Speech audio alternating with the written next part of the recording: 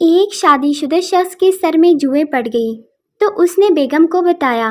بیوی نے شوہر کے سر میں باریک کنگھی ماری تو درجن بھر جوئیں نکلی، لیکن اصل کھیل تو اس کے بعد شروع ہوا۔ بیگم نے اس کے بعد اپنے سر میں کنگھی ماری تو ایک بھی جو نہیں نکلی۔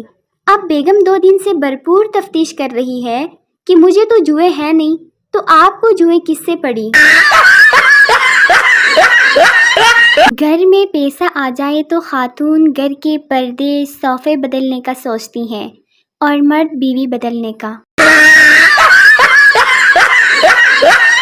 پرانے زمانے میں لوگ دوسروں کی ہمت بڑھاتے تھے، آج کل ہمت تو کوئی نہیں بڑھاتا، البتہ بلڈ پریشر ضرور بڑھاتے ہیں۔ بیوی: میں پرانے کپڑے ڈونیٹ کروں کیا؟ شوہر: پھینک دو، کیا ڈونیٹ کرنا؟ بیوی: نہیں جی، محلے میں غریب بھوکی پیاسی عورتیں ہیں، ان میں سے کوئی بھی پہن لے گی۔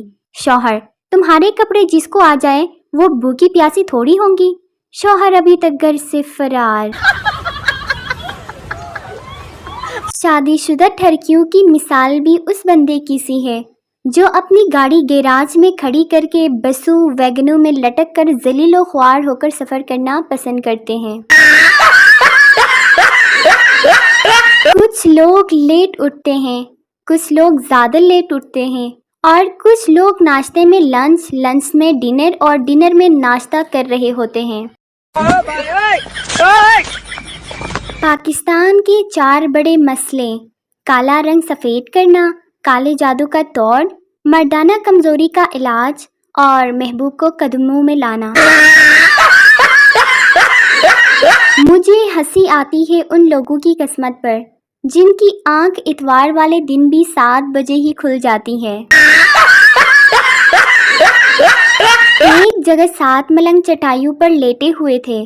ایک آدمی آیا اور سب سے بڑے ملنگ کو کہنے لگا، بابا جی میری بیوی بہت لڑاکو ہے، کوئی حل بتائیں۔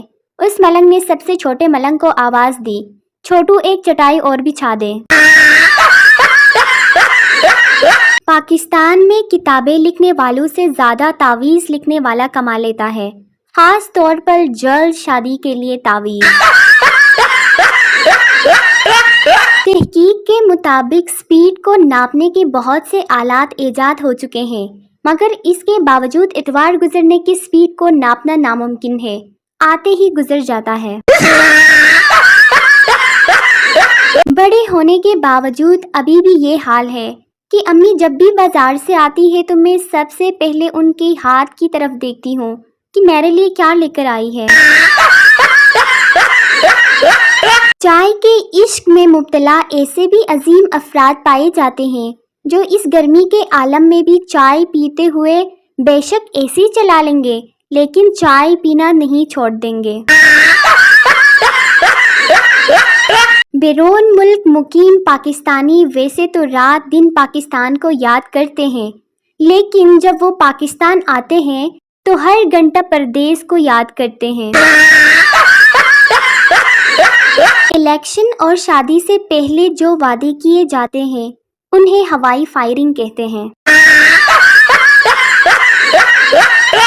لوگ کہتے ہیں اب تمیز نہیں رہی مجھ میں، خیر جب تھی تب کون سا صدقے وارے جاتے تھے تم لوگ۔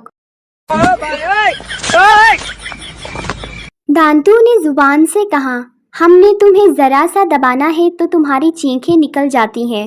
زبان نے جواب دیا، اور میں نے ذرا سی بکواس کرنی ہے تو تم نے 32 کے 32 باہر ہو جانے ہیں۔ چونا نمبر 1، میں تم سے اس لیے زیادہ بات نہیں کرتی کہ تمہیں میری عادت نہ ہو جائے۔ ایسا چونا جس جس کو لگا ہے پلیز وہ کمنٹ میں ضرور بتا دیجئے۔